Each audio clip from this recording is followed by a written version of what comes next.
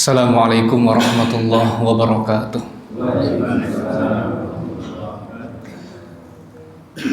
Alhamdulillah, alhamdulillahilladzi arsala rasulahu bil huda wa dinil haqq liyudhhirahu 'alad dini kullihi wa kafa billahi shahida. Nashhadu an la ilaha illallah wahdahu la syarika lah wa nashhadu anna Muhammadan abduhu wa rasuluhu la nabiyya wa la rasula ba'dah. Allahumma salli wa sallim wa barik ala hadzal nabiyyil karim nabiyyina wa habibina wa rasulina Muhammad ibn Abdillah wa ala alihi wa ashabihi wa man sara ala nahdihi ila yaumil qiyamah. Hadirin jamaah salat maghrib rahimani wa rahimakumullah. Yang pertama, kita selalu bersyukur kepada Allah Subhanahu wa taala sebagaimana sabda Rasulullah sallallahu alaihi wasallam,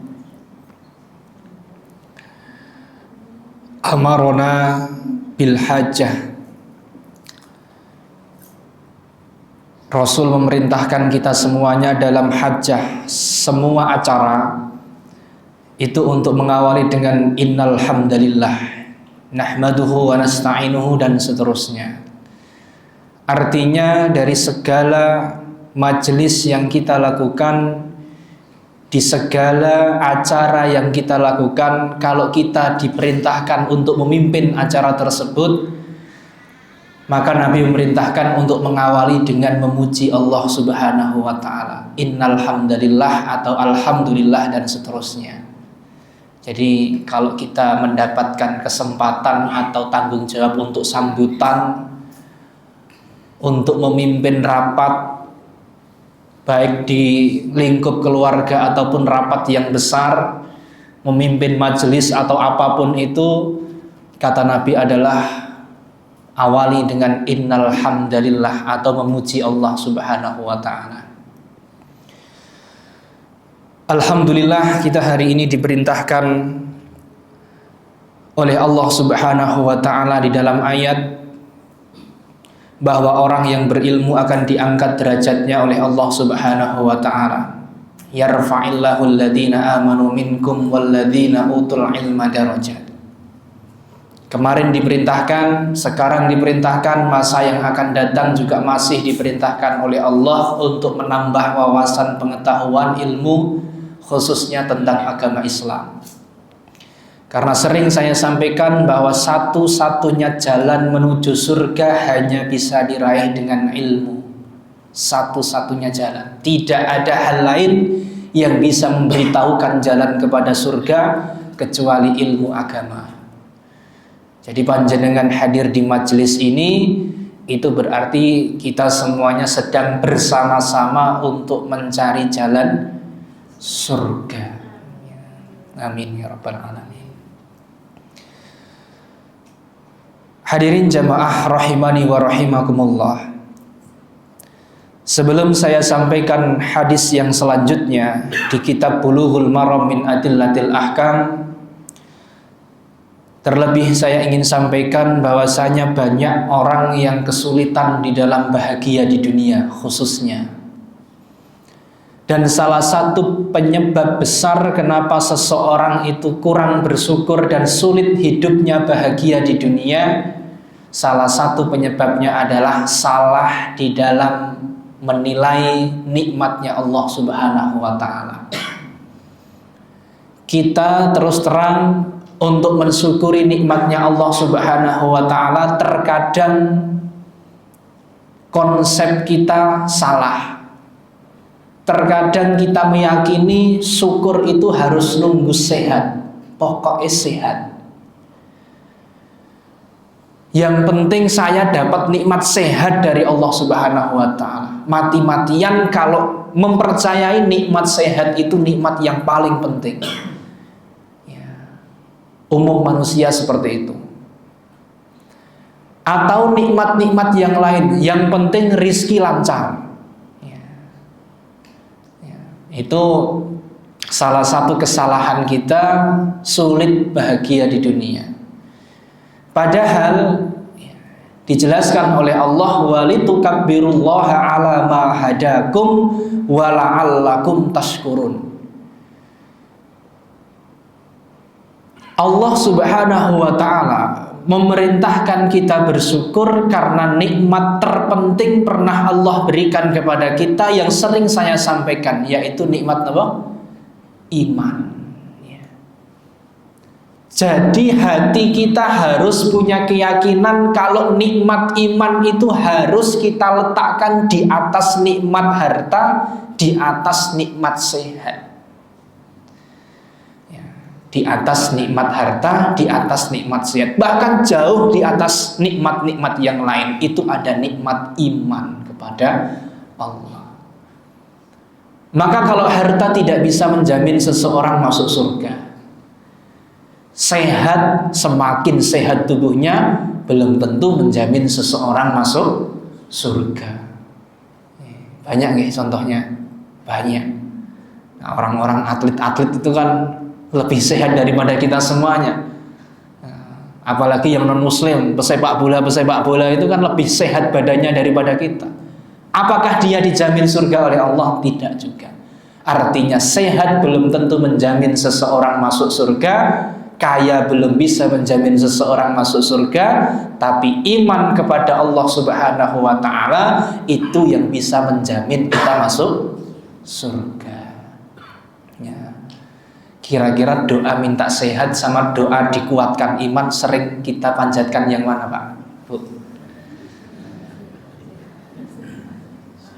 Sehat nih, pokoknya sehat. Pokoknya rezekinya lancar. Padahal kalau kita teliti, Rasulullah SAW hanya sedikit meminta harta yang banyak dan minta kesehatan. Doanya, doa apa yang sering dimanjatkan oleh Nabi? Rasul sering berdoa untuk dirinya sendiri, ya muqallibal qulub tsabbit qalbi alat. Itu meminta nikmat iman, nikmat sehat, atau nikmat harta, Pak? Nikmat iman ya? Itu sering dibaca Nabi berulang-ulang. Atau dengan Allahumma a'inni ala dzikrika wa syukrika wa husni ibadatik. Itu doa minta nikmat iman, sehat, atau harta. Iman lagi, itu yang sering diulang-ulang oleh Nabi dalam doa kesehariannya.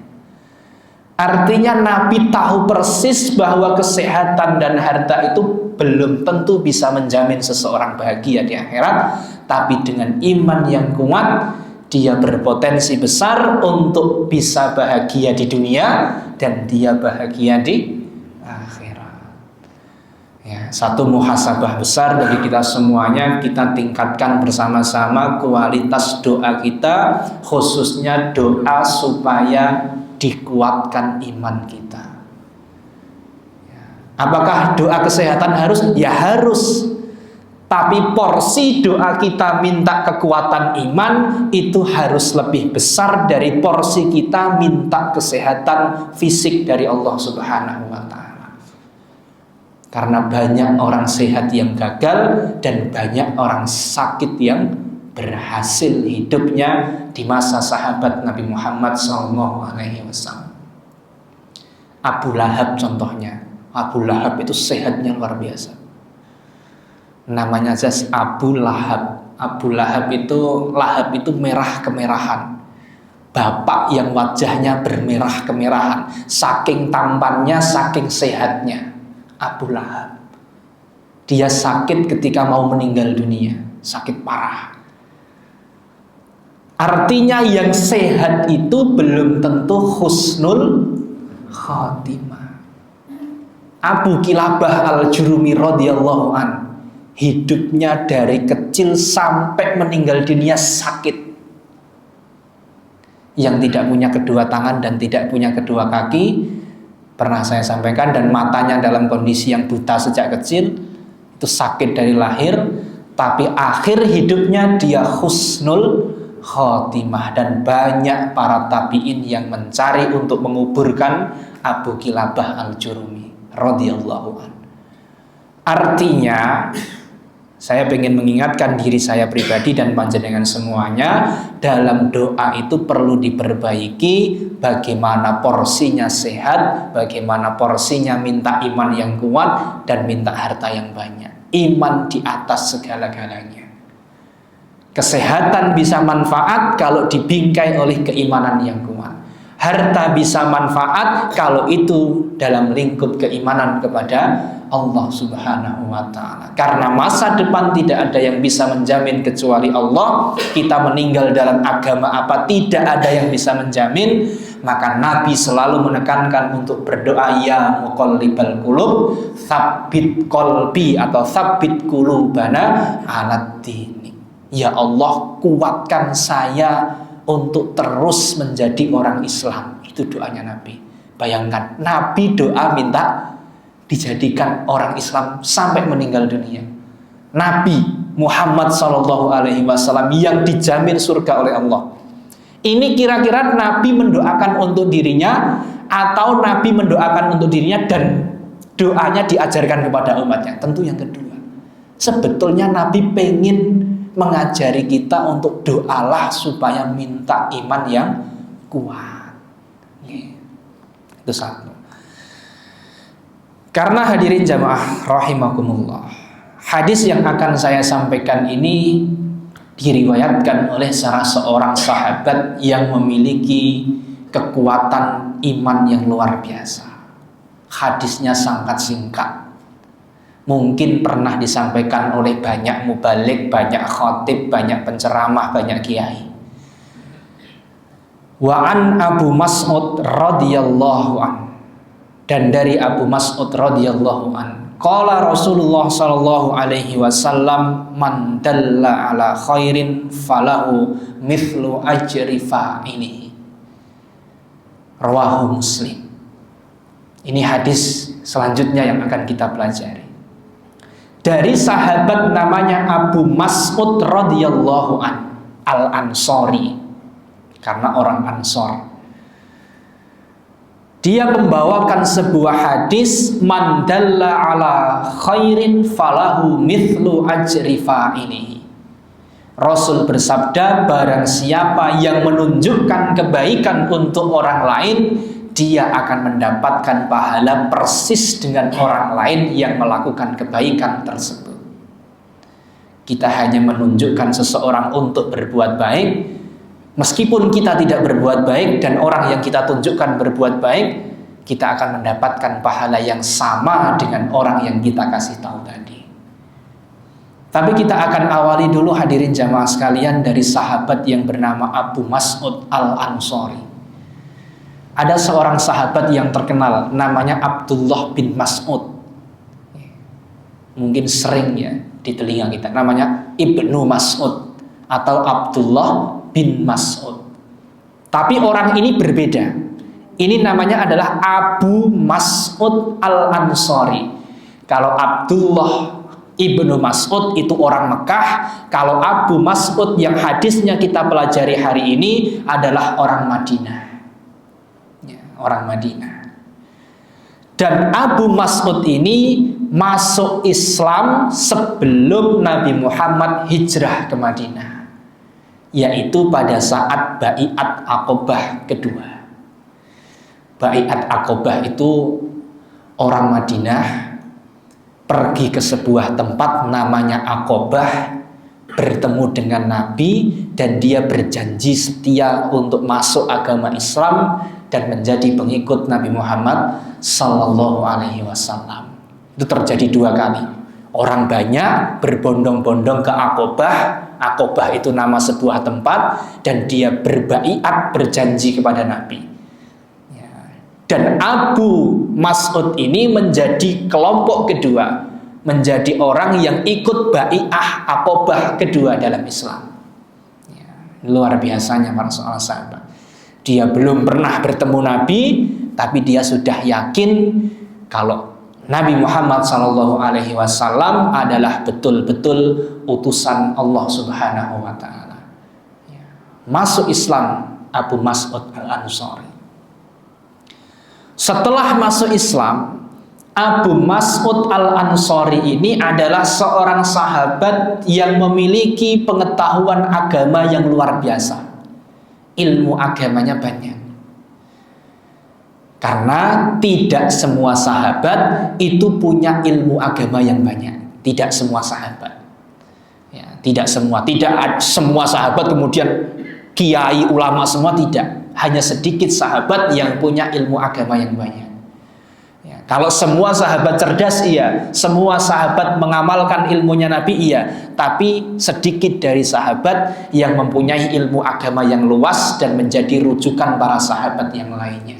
Sedikit. Ya.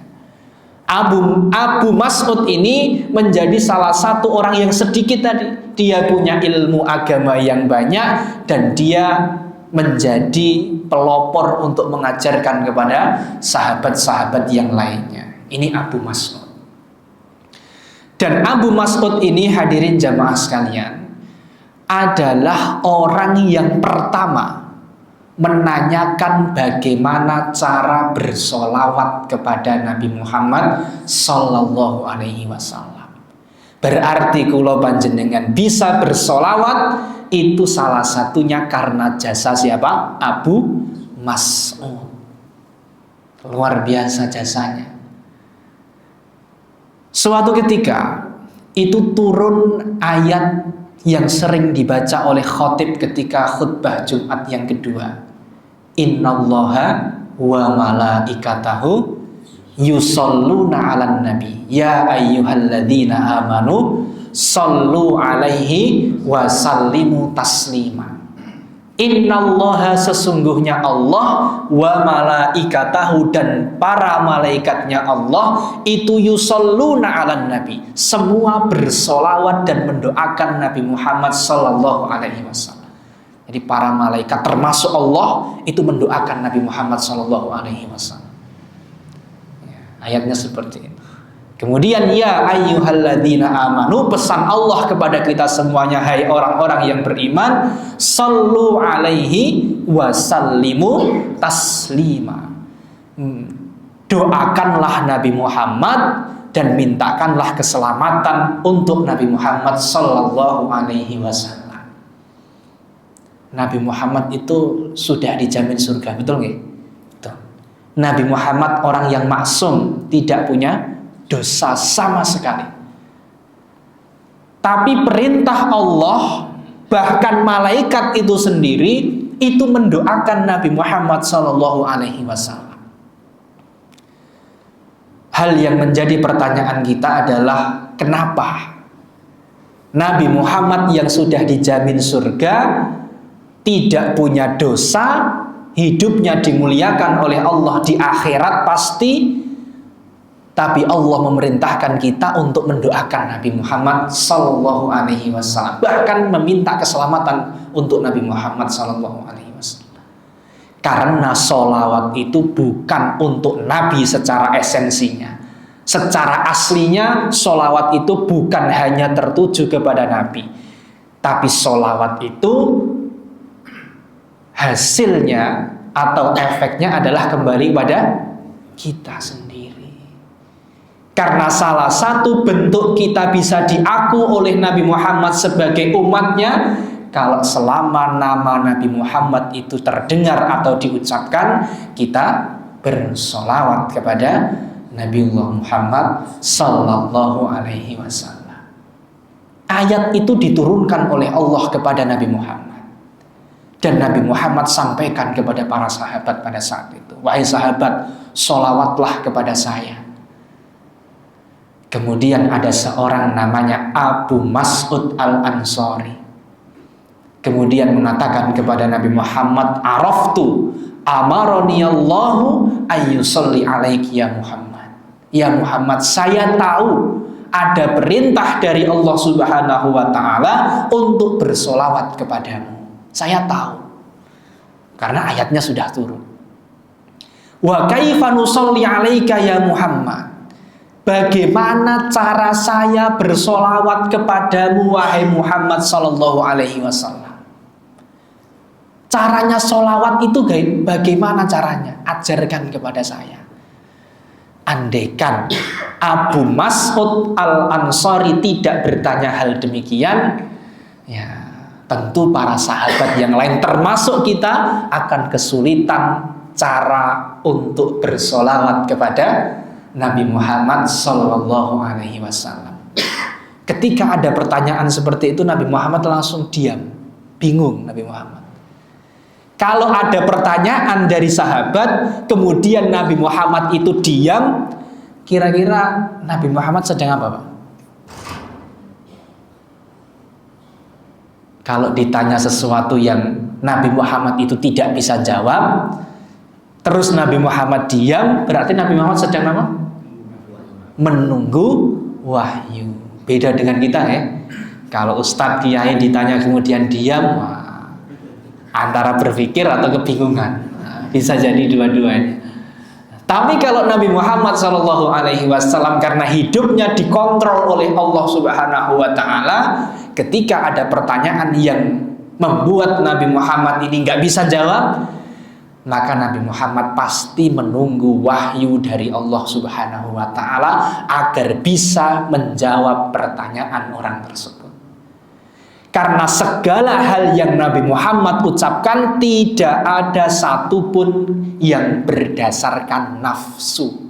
Semua berdasarkan wahyu Allah Subhanahu Wa Taala. Ya. Jadi Nabi Muhammad ketika ditanya oleh para sahabat itu semua dijawab dengan wahyu. Tidak ada yang karena nafsu. Contoh misalkan Nabi Muhammad, apa hukumnya makan biawak? Nabi Muhammad pernah ditanya sahabat, ya Nabi, hukumnya makan biawak itu apa? Atau kadal gurun, namanya dob, ya, terkenal di Arab. Nabi diam saja. Nabi diam saja. Padahal Nabi tidak memakan itu. Ini yang membuktikan bahwasanya Nabi itu menjawab bukan karena nafsu, tapi karena wahyu dari Allah Subhanahu Wa Taala. Nabi diam, dan oleh para sahabat diamnya Nabi ini memberikan makna bahwa makan biawak itu adalah boleh hukumnya. Itu. Ya. Jadi Nabi Muhammad meskipun nggak suka dengan kadal gurun, ya, tapi Nabi Muhammad Sallallahu Alaihi Wasallam, ya, biawak kadal gurun.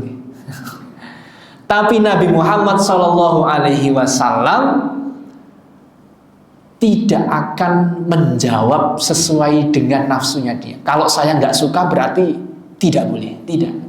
Dia sesuai dengan wahyunya Allah Subhanahu Wa Taala. Ya, dan memang kadal gurun itu boleh dimakan. Dab namanya. Ya, bentuknya persis seperti biawak, ya. Bentuknya persis seperti biawak, ya, itu dab, itu terkenal, hadisnya terkenal, ya. Nabi Muhammad tidak memakannya, tapi para sahabat ada yang memakan hal tersebut, ya.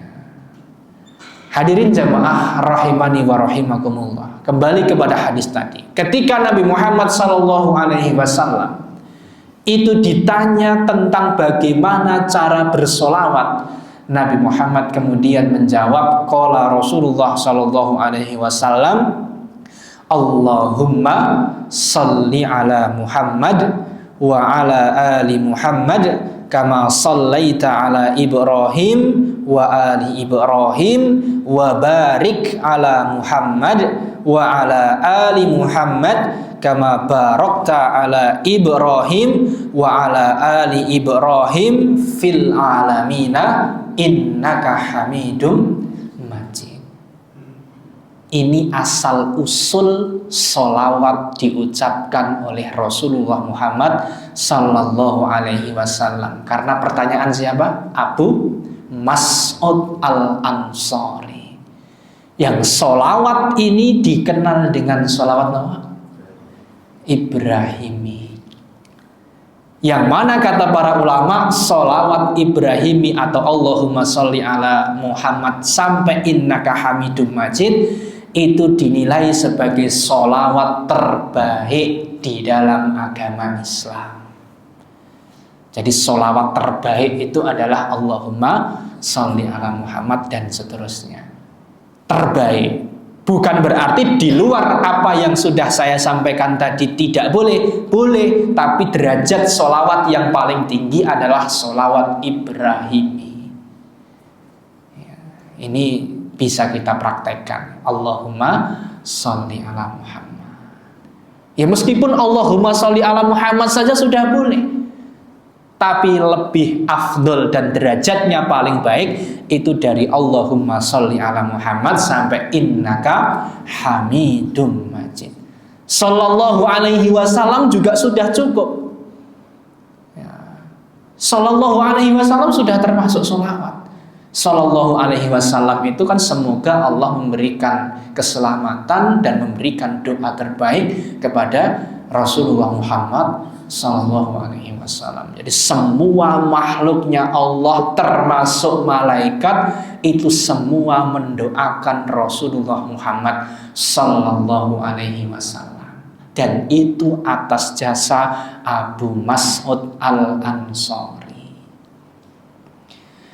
Hadirin jamaah rahimakumullah. Abu Mas'ud tumbuh menjadi seseorang sahabat yang sangat setia terhadap sunnahnya Nabi. Maka tidak heran dalam hidupnya Abu Mas'ud itu menukil atau menghafalkan dan menyebarkan sekitar 100 lebih hadis, 110-an hadis. Itu termasuk banyak ya, untuk kategori orang yang hidupnya tidak terlalu dekat dengan Nabi. Kalau istrinya Nabi, Abu Bakar As-Siddiq, misalkan Umar bin Khattab itu banyak meriwayatkan hadis, memang iya, karena hidupnya selalu bersama Nabi. Tapi kalau Abu Mas'ud Al-Ansari, ya tidak setiap hari ketemu Nabi, tapi banyak meriwayatkan hadis. Ini menandakan Abu Mas'ud Al-Ansari adalah orang yang tekun mencari ilmu agama dan mengamalkan ilmu yang didapatkan. Kembali kepada hadis yang akan kita bahas bersama-sama. Hadisnya berbunyi, man dalla ala khairin, barang siapa yang menunjukkan seseorang kebaikan, dia akan mendapatkan pahala seperti apa yang diamalkan oleh orang tersebut. Hadis ini itu muncul saat Rasulullah Shallallahu Alaihi Wasallam mau perang.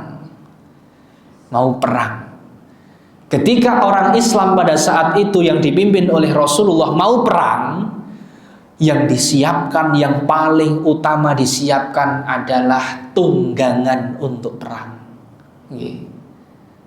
Tunggangannya tank nono. Ada yang membawa unta untuk bekal, ya, persenjataan dan makanan. Ada yang membawa kuda sebagai kendaraan taktis di medan perang. Ya, ada yang membawa khimar ya, untuk perbekalan juga, tergantung apa yang kendaraan yang dia punya. Jadi tidak 100% membawa kuda. Ketika mau berangkat, ya, mau berangkat perang, ini penyebab kenapa Rasulullah menyampaikan man dalla ala khairin. Kenapa hadis ini ada? Asbabul wurudnya itu seperti ini. Ketika mau perang, kendaraan sudah siap semuanya. Ternyata masih banyak orang Islam pada saat itu, pasukan dari para sahabat yang kendaraan tunggangannya itu mati. Sudah disiapkan mau perang ternyata kendaraan tunggangannya itu mati. Karena sakit atau apa, mungkin wabah atau apa, banyak tunggangan para sahabat yang tidak bisa digunakan untuk berangkat perang karena mati. Terus Abu Mas'ud Al-Ansari ini termasuk salah satu orang sahabat yang kendaraannya itu mati, kudanya itu mati. Kemudian bertanya kepada Nabi, wahai Nabi, apakah bisa saya memboncengmu di belakang. Ya, pengen apa? Pengen bonceng Nabi. Ya. Kemudian Nabi Muhammad menjawab, ma'indi, maaf, tunggangan saya sudah penuh dengan barang bawaan. Nggak bisa lagi tunggangannya Nabi membonceng seorang sahabat, itu sudah tidak bisa, karena full barang bawaan. Nabi mengatakan, maaf, tidak ada tempat bagimu untuk membonceng saya.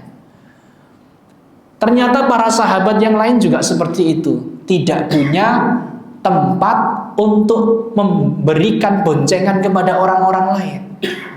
Terus para sahabat ini banyak yang pulang ke rumah sambil menangis. Ya, menangis karena tidak bisa ikut perang. Ya, dan itu diabadikan di dalam Al-Quran. Ya. Orang banyak yang menangis ketika pulang ke rumahnya. Ya, padahal taruhannya nyawa. Tapi ketika tidak ikut, dia menangis untuk pulang ke rumah.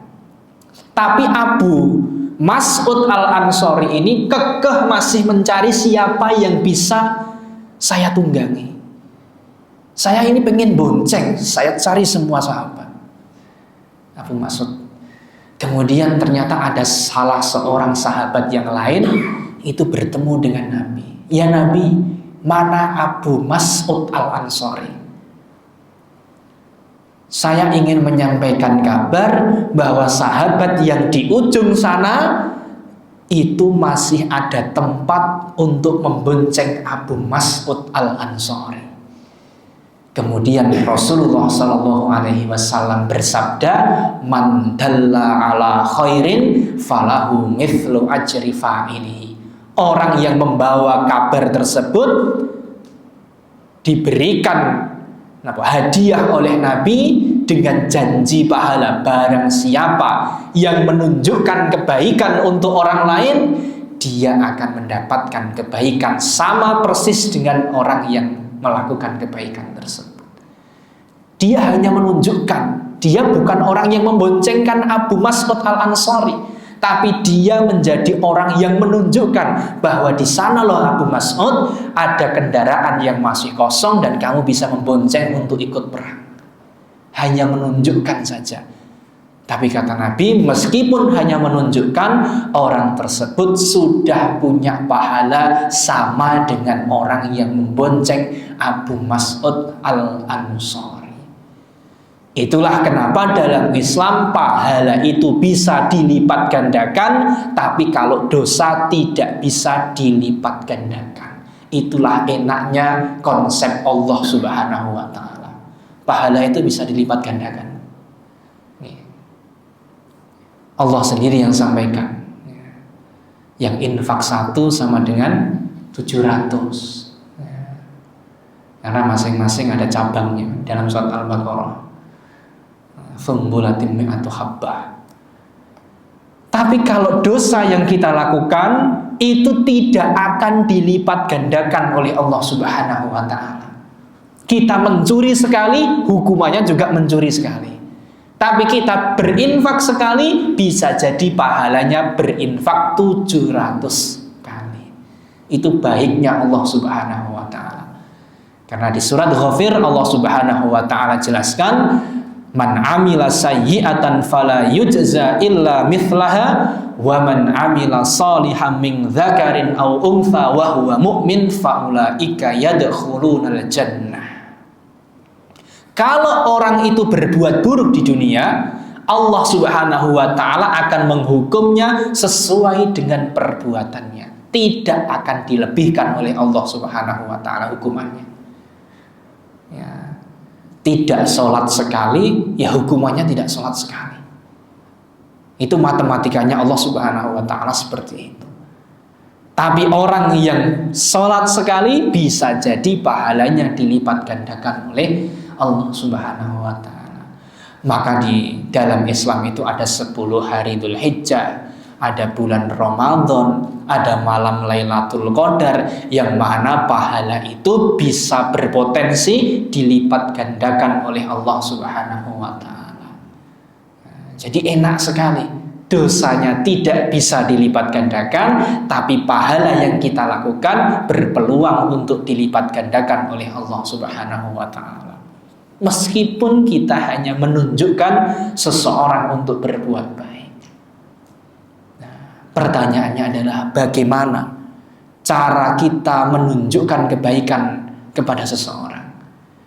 Allah Subhanahu wa Ta'ala berfirman dalam surat Ali Imran, kuntum khaira ummatin ukhrijat linnas ta'muruna bil ma'ruf wa tanhauna 'anil munkar wa tu'minuna billah. Cara menunjukkan kebaikan kepada orang muslim lainnya, saudara kita, keluarga kita, pertama yang kita lakukan adalah ta'muruna bil ma'ruf, ajak untuk beramal soleh, berbuat baik. Satu. Yang kedua, bagaimana kalau kita menginginkan man dalla ala khairin falahu mithlu ajri fa'ilihi, apa yang kita lakukan, ajakan apa yang harus kita lakukan. Yang kedua adalah tanhauna 'anil munkar, ingatkan orang yang berbuat dosa, ingatkan orang yang sedang bermaksiat kepada Allah Subhanahu wa Ta'ala.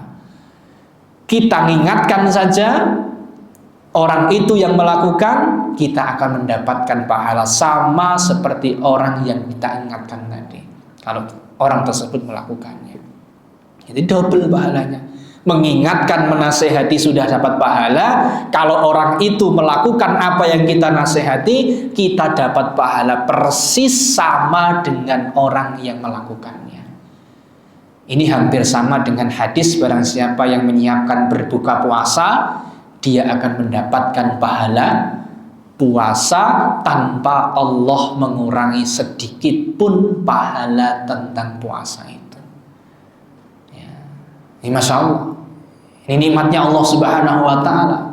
Tidak melakukan tapi mendapatkan pahala. Dan ternyata inilah konsep kebaikan di dalam Islam.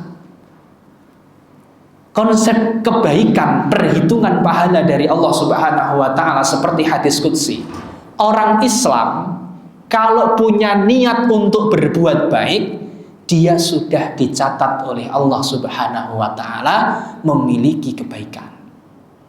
Hanya niat saja, belum dilakukan, tapi sudah Allah catat pahala. Niat sholat tahajud, tapi ketiduran, sudah dicatat oleh Allah Subhanahu wa Ta'ala bahwa orang tersebut niat sholat tahajud. Berbeda dengan perhitungan dosa dari Allah. Kalau kita niat untuk melakukan kejahatan, niat buruk kita sudah dicatat Allah atau belum? Belum. Sampai kita melakukan kejahatan tersebut. Kita punya niat untuk jahat, kita punya niat untuk tidak puasa Ramadan misalkan, kita niat dengan sengaja untuk meninggalkan sholat misalkan, tidak dicatat oleh Allah sebagai dosa kecuali niat itu dibuktikan dengan perbuatan kejahatannya. Itu enaknya Allah Subhanahu wa Ta'ala. Tapi kebaikan hanya niat saja sudah dicatat oleh Allah Subhanahu wa Ta'ala sebagai sesuatu amalan yang berpahala. Ya, luar biasanya Allah Subhanahu wa Ta'ala. Sebetulnya semakin banyak niat, ya tidak dilarang oleh Nabi. Meskipun tidak bisa kita kerjakan, semakin banyak niat kebaikan, ya pahala kita semakin banyak. Kalau perbuatan baik itu dilakukan, ya maka double kebaikan kita semuanya. Maka banyak pahala yang kita tahu ternyata ada pada diri kita ketika kita dihisab oleh Allah Subhanahu wa Ta'ala. Oh, ternyata pahala saya banyak. Ternyata ada hal-hal kecil seperti niat tadi yang ternyata itu dihitung oleh Allah Subhanahu wa Ta'ala sesuatu yang bernilai pahala. Ya, ini yang mungkin bisa saya sampaikan hadirin semuanya, dan mudah-mudahan kita bisa istiqomah di dalam melakukan kebaikan dan bisa istiqomah untuk saling menasehati di dalam kebaikan dan kesabaran. Kurang lebihnya mohon maaf. Wallahu a'lam. Wassalamualaikum warahmatullahi wabarakatuh.